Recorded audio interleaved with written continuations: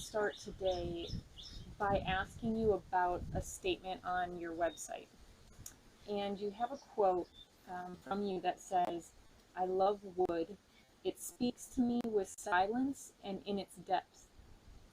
Can you, to the best of your ability, describe that feeling? Well, the process of the sculptor is so difficult to explain, but Michelangelo put it differently. He said, I saw the angel in the stone. I carved until I set her free. And that's exactly how it is. Um,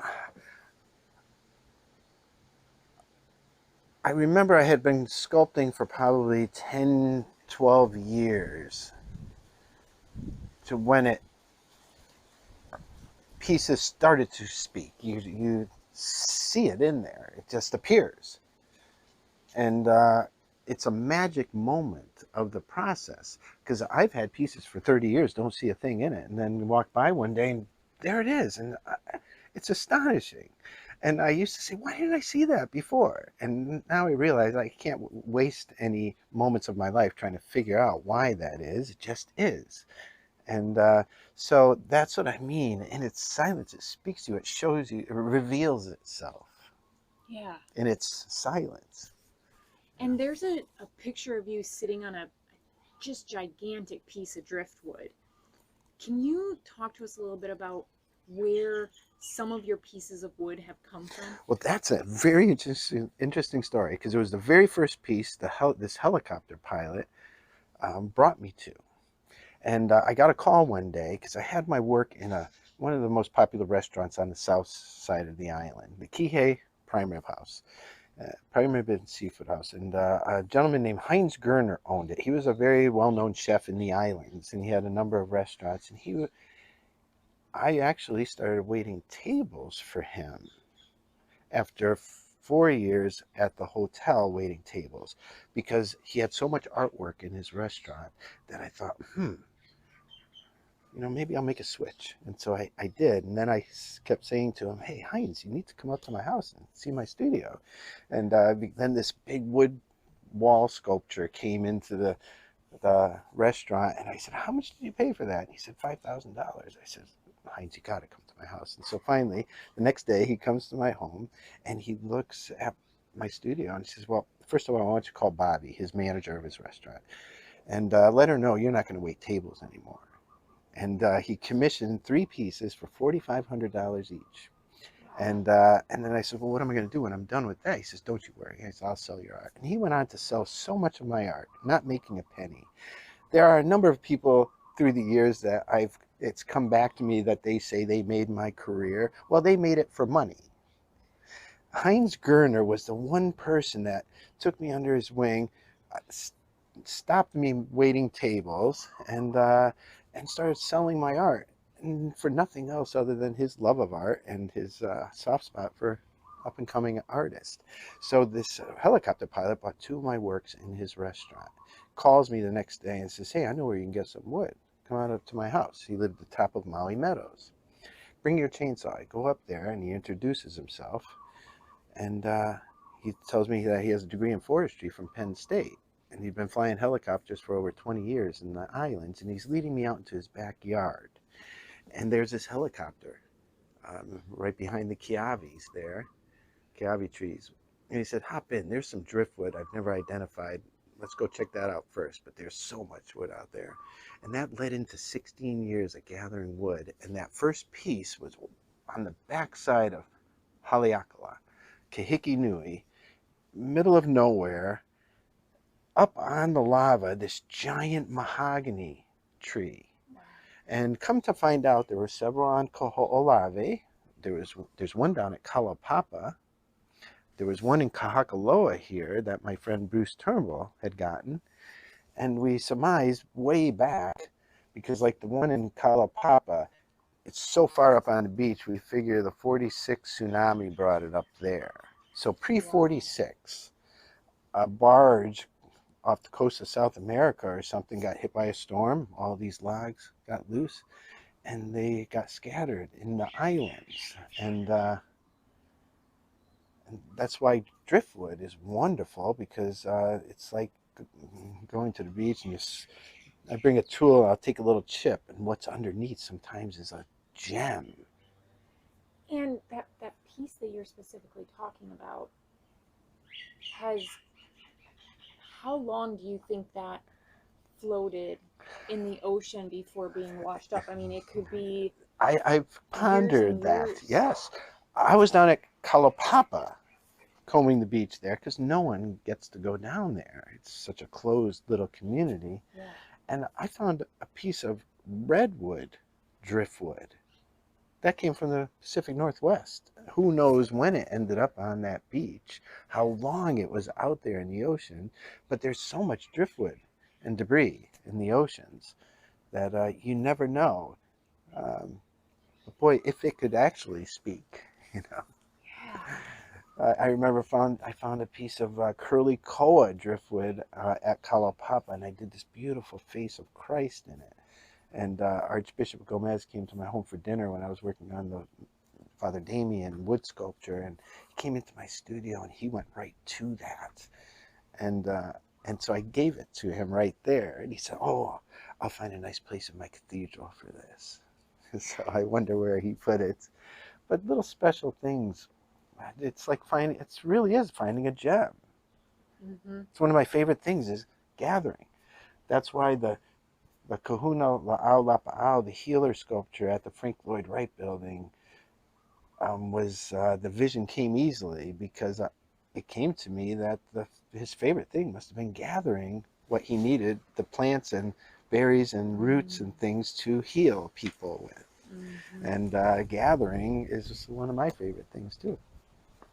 But now I've looked at what all the wood, like yesterday I got a text saying, "Dale, are you interested in any monkey pod trees?" And I said, well, I would say yes, but I've evaluated my wood supply, and I have enough for about 30 years, and I'm 61, so I've been doing the math.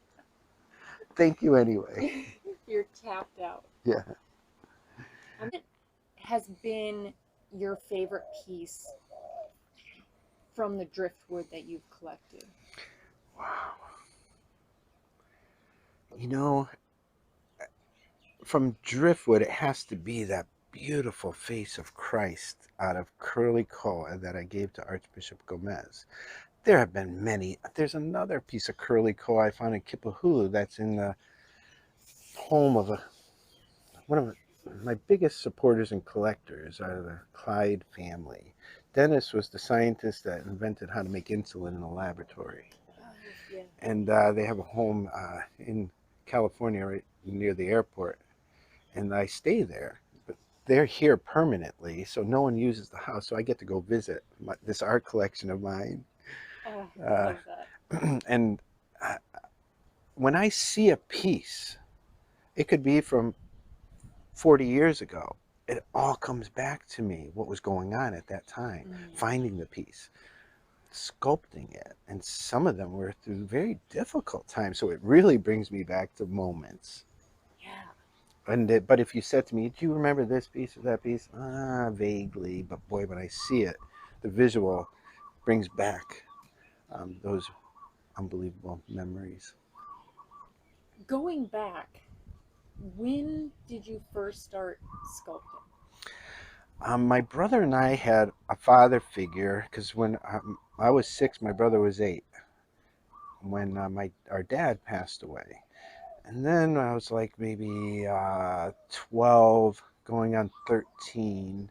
This race car driver in our hometown became a father figure. We went to the racetrack every week. And it was really, so when I remember in woodshop class, shortly after that, I saw a set of carving tools in the bottom drawer of my teacher, Mr. Morehouse. And I said, "Mr. Morehouse, could I do a wood carving?" Because I didn't like straight lines. And so he said, "Sure." And so I carved into a piece of wood this car for Ed Flemke, who was in the racing world. He was an icon. And when I gave it to him, he said, "You stick with this, kid. It's going to take you somewhere." Because Eddie was a great mentor to a lot of the great racers in history in NASCAR. And so I knew when he said something, people listened. because he never minced words, and he was an incredible individual. And so it was that race car. When he started showing all the other racers, they started buying them. You know, Jeff Bowden, a lot of my heroes growing up at the racetrack. Yeah. What was your first commissioned piece? First commissioned piece. The first real commission was when I was 17. My hometown church was building a new church, St. Dominic's Church, and Father Garrity had called and talked to my mom because he heard there was a woodcarver in the town, and he wanted to ask if I would carve the crucifix above the altar, 8.5 feet. And my mom, being a very conservative Polish, did not tell me because she knew I would say yes, but she didn't know if I could do it, and it would embarrass, you know. I don't think she wanted the embarrassment. But anyway, I was sorry to interrupt you, but how did the father find out? From Ralph Riccio, who owned a men's store, he had bought one of my carvings from the Apple Harvest Festival booth I had. Okay, you know? Okay. So, but anyway, I was working part-time for a company. We would clean homes that had like a stove fire in the kitchen. And an old German man, I was cleaning his house, and he was retired, and he carved a crucifix. See, I saw a crucifix carved in this. And I said, wow, I need to do a crucifix. So I went home and I said to my mom, I need to carve a crucifix. And she said, why did you say that? And I said, well, and I told her. And she said, Dale, a couple of weeks ago, Father Garrity called. You know, I'll get you his number. Call him. Because it was like God was saying, you know, she was getting struck by lightning. You know, I'm not a hugely religious person, but very spiritual because I grew up in the church. And losing my dad at 6, the comfort of that had a huge, and then being creative, the statuary, the stories they told.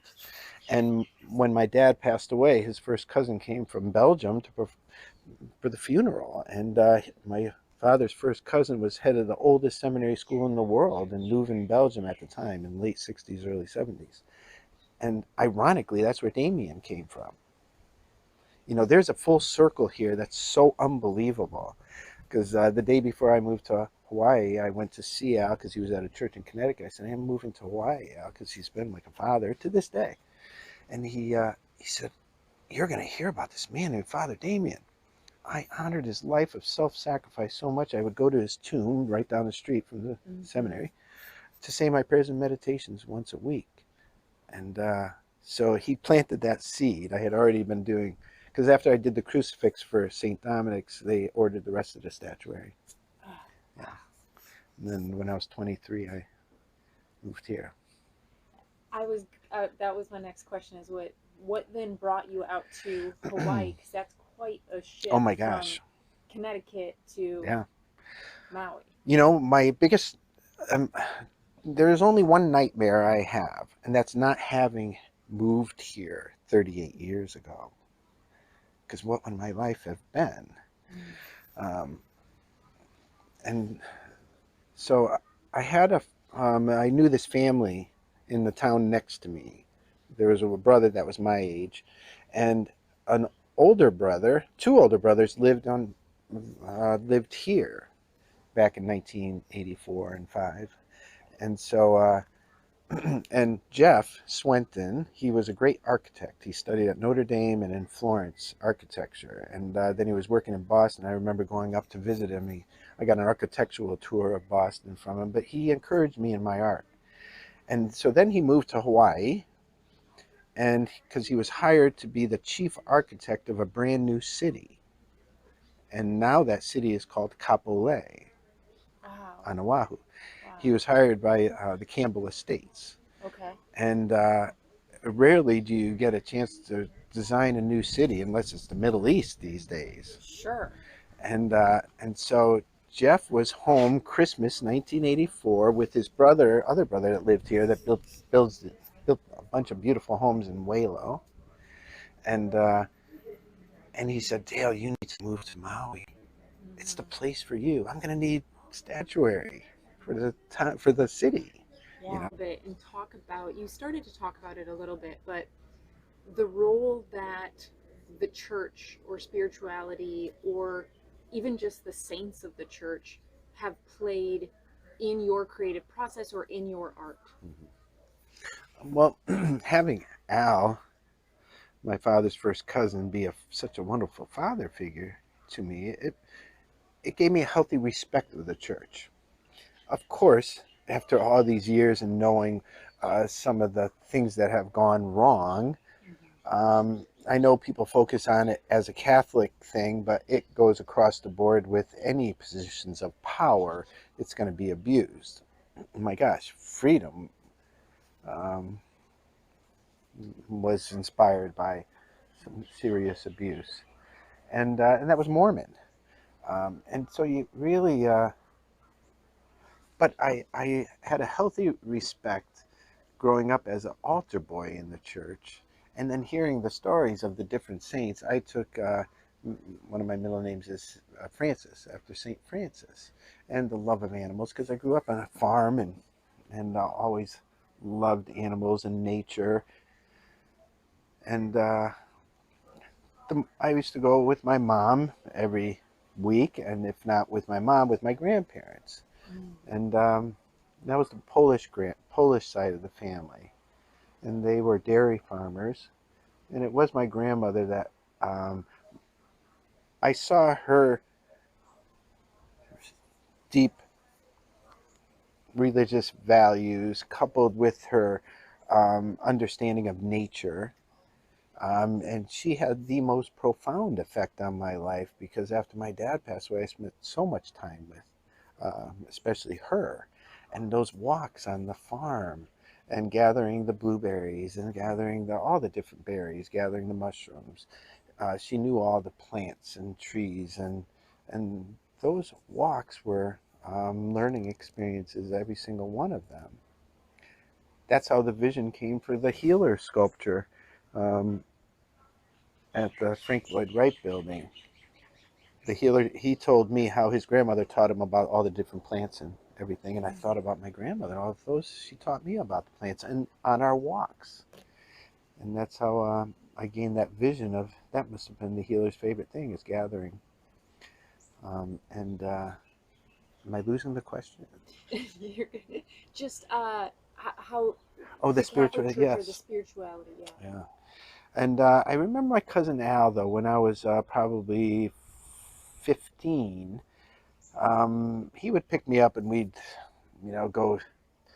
He'd take me on vacation with him we'd go to the beach, we'd go to place. But he knew of this gentleman that ran an orphanage or a home for troubled kids. And the guy was a wood carver. He was a big guy with a beard. And he brought me over to his shop because he was carving this big crucifix. And that was when I was working on my crucifix. And so to then be creating, you put so many of your own feelings, like the crucifix was, you put your own pain into that and suffering. But then there's a resurrection that is rising above, all those emotions. And that's why I've become grateful for all the highs and lows in my life, because I'm convinced you can only have the highest of highs if you have experienced the lowest of lows. You're only going to have the same correlation. You're only capable of the same correlation. The depths of despair, you'll know joy to the same extent. I think it's in Cahill Gibran's The Prophet, where the prophet talks about joy and sorrow. And I don't remember the exact quote off the top of my head, but them being the flip side of the other. The yin and yang. Yeah. Yeah. And you don't know one, I think it's in reference to you don't know one fully without the other. Right. And so you have to experience both. And also having faith, blind faith. Because sometimes you have to. You have to, and that's one of the things. Like in my art, I always feel it's going to come out the way it's supposed to, so I don't worry about it. I know artists that pre-plan everything right to the end, and but I also see them very disappointed in life if it doesn't turn out in the exact ways they want. Allow things to happen. It, it was the same thing in raising my daughter. That's you do your absolute best, and you got to have some faith in the future that all those little seeds you planted will fruit in the future. And, the faith of like Damien, he started planting trees and things at Kalapapa. Those poor people, the government told those poor patients there dying of Hansen's disease to grow their own food. Well, wait a minute, they didn't even know if they were going to make it to next week. How do you expect them to plant something today that they don't even know they're going to be alive for? But then that's where faith comes in. Yeah. I want to ask about this piece, freedom, here, because you did mention it briefly in your answer. Can you share, whether in detail or vaguely, what inspired this? Because you mentioned something about. Well, I have had a dear friend that she had some horrors in her childhood, serious abuses from a stepfather from 8 years old. And I've watched her even as an adult. When I had met her, very little was ever mentioned about it in that family. And but then she started doing some counseling around it. And I would even go, and I realized the depth of hurt that leaves, and anger, so, and rightfully so. That's why it's such a horrible offense. And then also, I started doing my own work and pulling up those. We all know tragedy on one level or another, and realizing that the effects it had had on even myself. I always used it positively, but I can see how it could really permanently damage someone's life. But I wanted to do a sculpture. Um, it is of her, but it is dedicated to all women brave enough to walk through the fire of healing, because it is a fire. And you can't blame anybody for not walking through that fire and burying it, because it is the scariest thing in the world to dig up your deepest hurts. I don't blame a lot of people. I would encourage them to, because that other end, if you can just get and put it in its proper place, surrounded by love, and that's what even I did. You pull it all up, but then you surround it with your understanding and love, and put it over here, and honor it. Then it won't direct your life. And so I wanted to do that piece with the open hand and the veil representing the things in life that can keep us from love and joy and happiness that we all deserve. And but at least her hand is open and it's starting to fall away.